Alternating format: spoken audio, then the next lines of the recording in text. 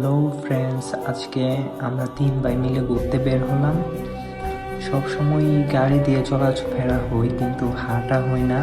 তাই আজকে রাতে বের হইলাম, আমি, ভাই আর আমার কাজিন। এই যে সামনে দেখতে পাচ্ছেন, ওরা 2জন। রাতের আকাশ কতটা যে সুন্দর, সৌদি আরব যারা না বের হবে তারা কখনোই বলতে পারবে না।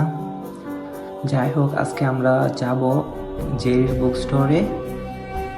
সামনে আমার কাজিন কামরুল, ওরে দেখতে পাচ্ছেন কত মজা করতেছে, ফাইজলামি করতেছে। আর আমার ভাইয়া সামনে।